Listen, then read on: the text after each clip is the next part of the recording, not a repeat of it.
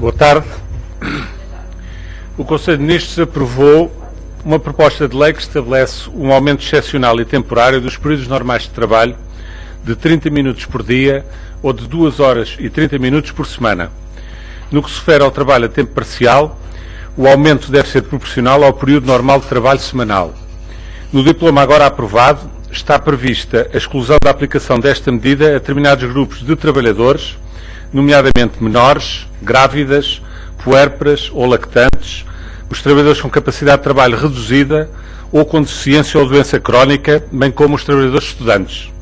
É estabelecida uma cláusula anti-abuso que limita esta faculdade às empresas onde não ocorra diminuição líquida do emprego, ou seja, onde não haja redução dos postos de trabalho. Estão ainda excluídos os trabalhadores das empresas públicas, de capitais exclusivamente públicas, enfim, todos aqueles do setor empresarial das áreas públicas, que, como sabem, foram objeto, de acordo com a Lei do Orçamento do Estado para 2012, já de uma medida de redução, de suspensão dos pagamentos dos subsídios de férias e de Natal. Portanto, não haverá nunca em nenhum caso sobreposição desta medida, da medida de aumento do horário de trabalho, com a suspensão dos subsídios. Por último, referido que esta medida é aplicável também, em paralelo com o que acontece com a suspensão dos subsídios de férias e de Natal, é aplicável durante a vigência do Memorando de Entendimento sobre as condicionalidades e a política económica, ou, se quiserem, durante o período de aplicação do Plano de Assistência Económica e Financeira a Portugal. O Governo aprovou também uma proposta de lei que estabelece o regime jurídico aplicável à prestação de serviços postais em plena concorrência no território nacional. É um diploma que, transpondo uma diretiva comunitária, visa a liberalização total do setor postal, embora os CTTs, os Correios de Portugal, a empresa prestadora de serviço postal universal atualmente em Portugal, manterá essa sua situação até 31 de dezembro de 2020. Como sabem, o atual contrato de concessão com os CTTs estava estabelecido, era previsto vigorar até 2030, será antecipado até o final de 2020, para o final de 2020, por força da aplicação desta diretiva comunitária. O Conselho de Ministros aprovou ainda o caderno de encargos para a segunda fase do processo de privatização do capital social da REN, uma decisão que decorre do diploma aprovado no mês passado, já publicado em Diário da República, e que determina as modalidades de execução desta venda direta. A venda direta hoje aprovada é a venda direta de referência, que incidirá sobre o máximo de 40% das ações da empresa, devendo as propostas vinculativas a apresentar serem relativamente a um mínimo de 5% ou o máximo de 25% do capital social da empresa. No atual contexto, entende o Governo que a realização imediata de uma venda direta de referência de ações da REN constitui a forma mais adequada para a prossecução dos objetivos associados a esta operação de reprivatização, mantendo, no entanto, o Estado a sua capacidade para, relativamente a ações ou que não sejam vendidas nesta fase ou ações que ainda estão detidas pelo Estado, venham a ser subsequentemente alienadas em momento e em condições a definir, com recurso às outras modalidades de alienação que estão permitidas no decreto-lei que referi e que foi publicado há cerca de um mês.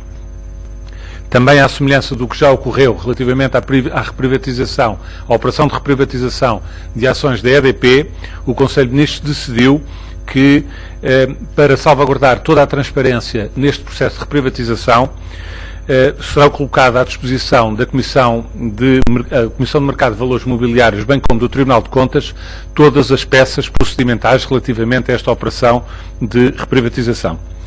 O Conselho de Ministros aprovou ainda uma resolução que estabelece o regime de indisponibilidade das ações objeto de venda direta de referência no âmbito da 8ª fase do processo de reprivatização da EDP, que já aqui tinha sido anunciada há 15 dias. O regime de indisponibilidade hoje aprovado vigorará por um prazo de 4 anos. Indisponibilidade das ações que forem adquiridas ao abrigo desta operação de reprivatização. O Conselho de Ministros aprovou também o Programa Estratégico para o Empreendedorismo e Inovação, designado Mais E, Mais I, É um programa criado com o objetivo de promover uma sociedade mais empreendedora, alargar a base das empresas inovadoras com uma forte componente exportadora e promover a inserção de Portugal nas redes internacionais do conhecimento, da inovação e do empreendedorismo.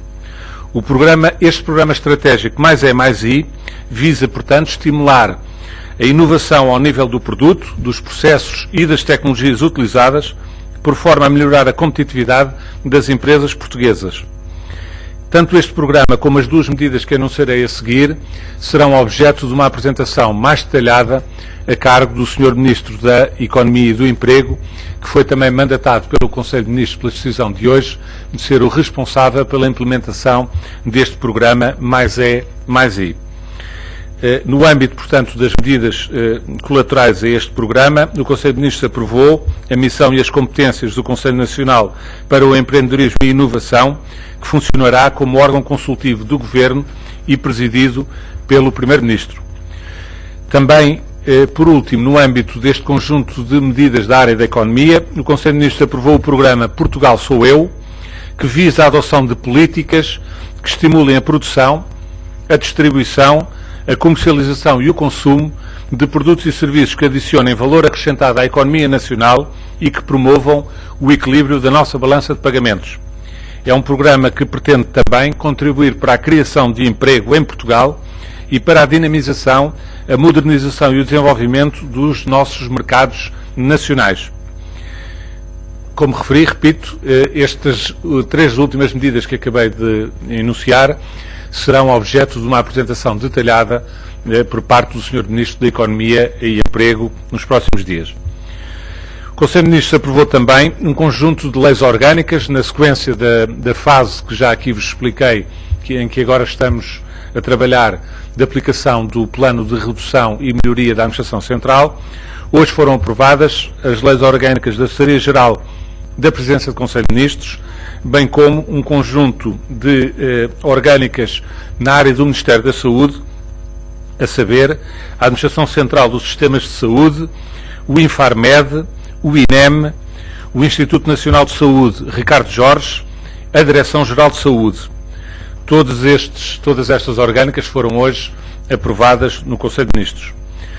O Conselho de Ministros aprovou também duas propostas de resolução para a adesão às convenções relativas ao Estatuto dos Apátridas e à redução dos casos de apatridia, convenções que foram celebradas no âmbito das Nações Unidas e que comemoram exatamente no dia de hoje, respectivamente, 60 e 50 anos da sua assinatura. Com esta aprovação hoje em Conselho de Ministros, o Governo português pretende exatamente associar-se a essa celebração destas convenções internacionais. Os diplomas serão agora naturalmente enviados para a Assembleia da República para o seu processo de ratificação.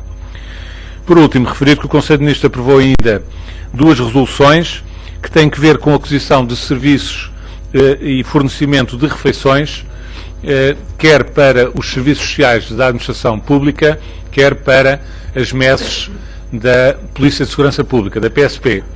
Em ambos os casos, tratam-se de concursos internacionais e cuja validade se pretende que decorra quer para o ano 2012, quer também para o ano 2013 e 2014.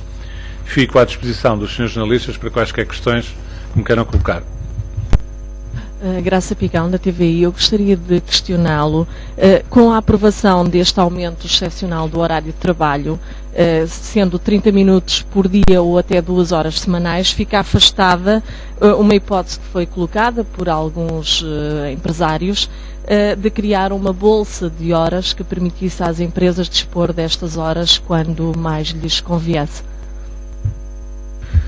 O diploma hoje aprovado prevê uma modalidade que resulta exatamente do diálogo que houve em concertação social em torno desta medida. Como sabe, esta medida já tem vindo a ser discutida desde o mês de outubro com os parceiros sociais, penso até que desde o mês de setembro, com os parceiros sociais, e exatamente na esteira dessa discussão, a medida hoje aprovada prevê, como eu referi, que haja um aumento de meia hora diária ou 2 horas e meia semanais.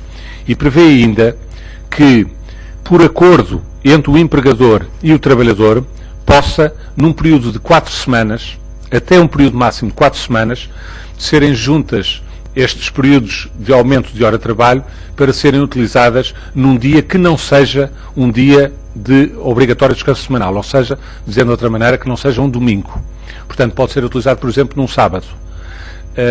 Mas dependerá, nesse caso, de acordo, não poderá ser imposto, dependerá de acordo entre a entidade patronal, entre o empregador e os trabalhadores. Dessas 4 Não pode semanas. ser, o cômputo global deve ser feito, não pode ser mais do que essas 4 semanas, até porque se fizer as contas rapidamente, verificará que é dentro deste período de 4 semanas que se atinge um dia inteiro, ou digamos, um período normal de trabalho, variando entre 7 horas, 7 horas e meia de trabalho, vai dar mais ou menos por aí. É essa a razão. Sem acordo não poderá haver essa acumulação. Não poderá haver 2 horas e meia por semana. Sem acordo, haverá esse aumento de meia hora que corresponde a 2 horas e meia por semana, porque, como sabe, o período normal de trabalho semanal, os horários normais de trabalho são de 5 dias úteis por semana, e por isso é que dá o cômputo geral 2 horas e meia. Se somar ao final de 4 semanas, consegue ter uma jornada completa de trabalho que, eventualmente, por acordo, poderá ser gozada num único dia. O diploma esclarecerá o projeto, porque agora irá para a Assembleia da República, como se sabe, e para a discussão pública, nos termos legais aplicáveis, o diploma depois detalhará em pormenor como é que estes mecanismos se procedem. Mas a resposta é esta. Boa tarde, João Lima, da agência Bloomberg. Queria só perguntar em relação à privatização da REN, se foi definida também uma shortlist a nível dos candidatos que tinham demonstrado interesse, já foi feita uma seleção? Não, a decisão de hoje foi a aprovação do caderno de encargos. Como sabe, a fase de seleção é uma fase depois posterior e que será objeto de uma decisão também do Conselho de Ministros, como foi o caso relativamente já à EDP. A EDP que já está numa fase mais avançada. Hoje, em relação à REN, aprovou-se o caderno de encargos, que de resto aproveito para dizer, está muito em linha com aquilo que era o caderno de encargos para a EDP, apenas com as alterações decorrentes das diferenças da modalidade de operação de reprivatização que já decorrem de resto dos diplomas, do diploma que autoriza esta operação de reprivatização, que já está publicado. Cristina Oliveira da Silva, do Diário Económico. Eu gostaria de saber, ainda em relação a à meia hora, à questão do aumento da meia hora, e também em relação à possibilidade de acumular o tempo de trabalho durante essas 4 semanas que referiu. Uma das possibilidades que estava também na discussão em concertação social é que, além do acordo, essas 4 semanas de trabalho adicional pudessem acumular no caso de trabalho por turnos. Portanto, eu gostaria de saber exatamente quais são as situações em que há a possibilidade de acumular o tempo de trabalho durante as 4 semanas, além do acordo entre o trabalhador e a empresa. Gostaria também ainda de saber quando é que o Governo espera que esta medida entre em vigor, uma vez que, como referiu-se, ainda tem de ir à Assembleia da República, há uma série de prazos legais que têm de ser cumpridos. Quando é que esta medida entra em vigor? E, por fim, gostaria de perguntar porque é que o Governo decidiu avançar com esta medida que ainda não estava decidida em concertação social e que tinha a objeção de alguns parceiros sociais. Obrigada. Obrigado pelas suas questões. Eu começava pelo fim. É verdade que não há acordo com os parceiros sociais, mas a concertação social é isso mesmo. O diálogo social, é a busca do entendimento. Como eu referi, o Governo já, não posso precisar exatamente a data, mas presumo, desde o final do mês de setembro, que tem vindo a discutir em sede de concertação social esta medida com os parceiros sociais. Foram em várias reuniões apresentadas e debatidas as linhas gerais desta intenção do Governo, que de resto eu aproveito para dizer, tem que ver com, trata-se, como o Governo anunciou na altura da apresentação do Orçamento de Estado, de uma medida alternativa àquilo que decorria dos memorandos de entendimento com a Troika e que tinha que ver com a desvalorização fiscal em sede da TSU, que o Governo optou, depois da análise que foi feita relativamente ao impacto dessa medida, optou por não a aplicar, apresentando como alternativa esta medida de aumento excepcional e temporário durante o período de vigência do PAF, do período do programa de assistência económica e financeira a Portugal, uma medida transitória de aumento do horário de trabalho. Essa medida foi discutida, veio sendo discutida na concertação social. Os vários parceiros foram convidados a apresentar sugestões relativamente a esta medida, para além, obviamente, de manifestarem as suas posições, e o Governo entende que há um período para fazer esse trabalho na concertação social, que é muito importante, e há um período para decidir. Esta decisão, de resto, como já referi numa pergunta anterior que me foi colocada por uma sua colega, incorpora, de certa maneira, contributos que resultaram exatamente dessa discussão em sede de concertação social. Quanto à data de entrada em vigor, o Governo desejaria que fosse tão rápido quanto possível, porque se trata de uma medida, como sabem, que visa melhorar a produtividade e, através disso, a competitividade da economia nacional, mas obviamente que isso dependerá agora da tramitação legal necessária. Como sabe, esta matéria é matéria de reserva da Assembleia da República. O diploma será enviado para a Assembleia da República e, em sede da Assembleia da República, independentemente de todo o processo de concertação social que foi levado a cabo nas últimas semanas pelo Governo, haverá ainda, por parte da Assembleia da República, que cumprir a colocação em discussão pública, a publicação do articulado do diploma da proposta de lei para discussão pública e depois o processo interno da própria Assembleia da República de aprovação e votação do texto final. Para não falar depois também ainda da promulgação por parte do Sr. Presidente da República. Portanto, isto apenas para lhe dizer que não lhe consigo dar uma data exata, sendo certo que, obviamente, aquilo que nós desejaremos é que o diploma seja rapidamente aprovado e aquilo que vai na nossa proposta é que ele entrará em vigor no primeiro dia do mês seguinte à da sua publicação em Diário da República. Peço desculpa, eu não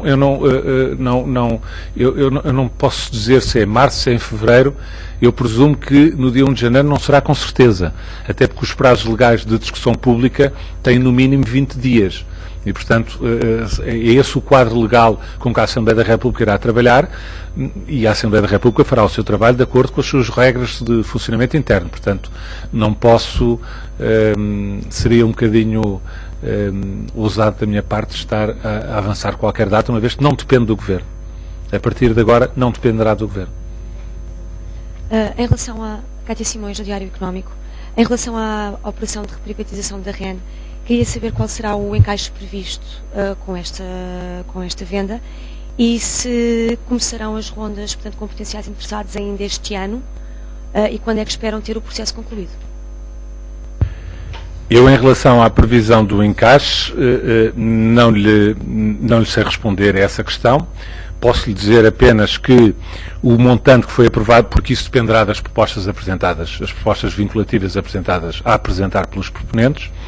Posso lhe dizer apenas que o que foi hoje aprovado é que a alienação é de um máximo de 213.600.000 ações e um mínimo de 26.700.000 ações.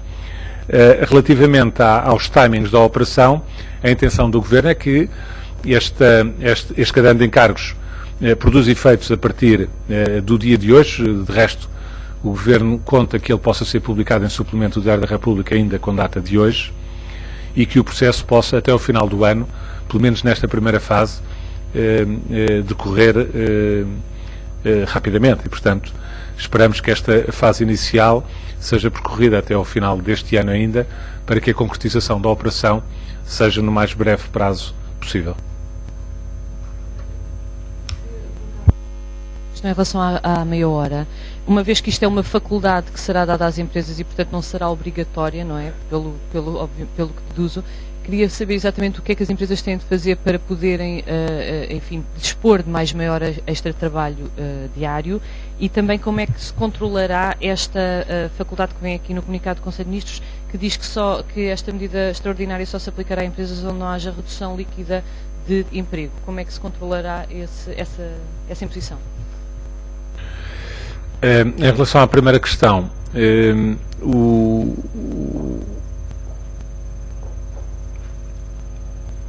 começo pela segunda questão, peço desculpa. Em relação à questão da criação líquida de emprego, que é mais fácil de explicar. É uma medida, como se sabe, que já vem sendo aplicada em outros mecanismos legais, nomeadamente para efeitos de determinado tipo de apoios ou de benefícios. Existe também na legislação relativo a subsídios de emprego e àqueles apoios que é dado às empresas que contratam trabalhadores em situação que estão a receber subsídios de emprego. E, portanto, é um mecanismo que está, eu diria que, suficientemente trabalhado pela administração e que não implica grandes dificuldades técnicas. De qualquer maneira, para que as pessoas percebam, o que está aqui em causa é uma cláusula anti-abuso, ou seja, não permitir que, por força do aumento desta meia hora do horário de trabalho, possa haver determinadas empresas que, beneficiando desta meia hora a mais para determinado tipo de trabalhadores, possam reduzir o número de postos de trabalho, possam mandar embora alguns trabalhadores, uma vez que têm outros trabalhadores a trabalhar durante mais tempo. E, portanto, obviamente que isso seria uma utilização perfeitamente abusiva e perversa desta medida, não é minimamente isso que se pretende, isso seria uma medida contra a proteção do emprego e, portanto, há uma cláusula muito clara anti este abuso e que, obviamente, não estou a pensar, chama a atenção para isso, de redução de postos de trabalho que resultem, por exemplo, de aposentação ou de morte dos trabalhadores e, portanto, não são esses os casos. Agora, todas as outras circunstâncias, seja um despedimento coletivo, seja extinção de postos de trabalho, seja mútuos acordos que muitas vezes, de redução de postos de trabalho, que muitas vezes, como sabemos, são feitos enfim, no interesse da empresa, por acerto com o trabalhador, não haverá a possibilidade de utilização desta faculdade.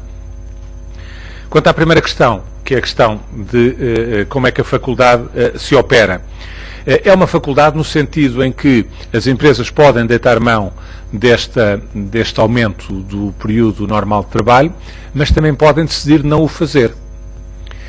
E, nesse sentido, não depende estritamente dos trabalhadores, depende das empresas entenderem que têm necessidade e utilidade em utilizar este mecanismo ou não. Nesse sentido, continua a ser uma faculdade porque as empresas também podem utilizar não totalmente a meia hora, podem utilizar uma medida parcial depois de negociar com os trabalhadores, ou podem, inclusive, através da alteração que seja feita para a frente de convenções coletivas de trabalho, podem arredar a utilização deste mecanismo. E, portanto, é facultativa exatamente neste sentido. Não é ao Estado, entende o Governo, que não é ao Estado que cabe decidir se todas e cada uma das empresas necessitam desta medida para melhorar a sua produtividade e a sua competitividade nos mercados. É uma análise que terá de ser feita empresa a empresa e, naturalmente, esperamos que assim seja, por concerto entre os empregadores e os trabalhadores da empresa. Pouco à margem do que foi discutido no Conselho de Ministros. Foi hoje conhecido que a barragem do Tua põe em causa o património mundial no Douro. O Governo tomou conhecimento da recomendação da Unesco, tanto quanto se sabe, em agosto. O que é que está a ser feito para contornar esta situação? Eu peço-lhe desculpa de não poder responder a essa questão, porque de facto ela não foi objeto de análise no Conselho de Ministros, nem esteve presente no Conselho de Ministros o Sr. Secretário de Estado da Cultura, que presumo seja quem estará mais por dentro dessa decisão. Não sei exatamente, mas suponho que sim. Em qualquer circunstância, a minha resposta é que não lhe consigo responder a essa pergunta, porque o assunto não foi tratado hoje em Conselho de Ministros. Queria colocar-lhe uma questão que de alguma forma ficou pendente do anterior briefing do Conselho de Ministros, que tem a ver com a tolerância de ponto para Natal e Ano Novo. Disse-nos na altura que ainda não havia uma decisão, mas que a seu tempo saberíamos todos qual era a posição do Governo a este propósito. Não está no comunicado, mas eu queria saber se foi ou não discutido hoje. Obrigado. É verdade aquilo que disse, a questão já tinha sido colocada anteriormente. Como sabe, a tolerância de ponto no período de Natal e do Ano Novo tem que ver com a necessidade de permitir e de criar condições para que todos os trabalhadores da administração pública possam, nestas datas particularmente importantes para as famílias, juntar-se às suas famílias. E daí a tradição de, na tarde do dia 24 ou na tarde do dia 31, poder haver tolerâncias de ponto em anos anteriores. Este ano, o Natal e o Ano Novo são em domingos, calham em domingos. e, portanto, as vésperas, tanto o dia 24 como o dia 31, são sábados, portanto, já são dias em que não há trabalho na administração pública. E, portanto, por princípio. E, portanto, não acresce isso, obviamente, a situação particularmente difícil em que o país está, pelo que não faria sentido haver a extensão, para além desta lógica e deste princípio, que este ano, por natureza, já está salvaguardado.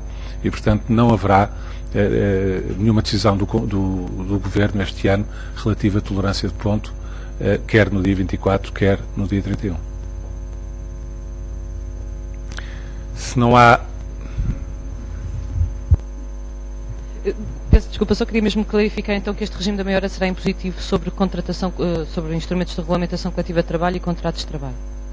Será impositivo, de resto, a proposta a apresentar à Assembleia conterá uma norma que estipula um prazo de 3 meses para as disposições relativas a esta matéria, eventualmente que contrariem esta matéria, devam ser revistas nas próprias convenções coletivas de trabalho, caso seja necessário, porque pode haver convenções coletivas de trabalho onde não haja nenhuma disposição que contrarie esta medida agora adotada.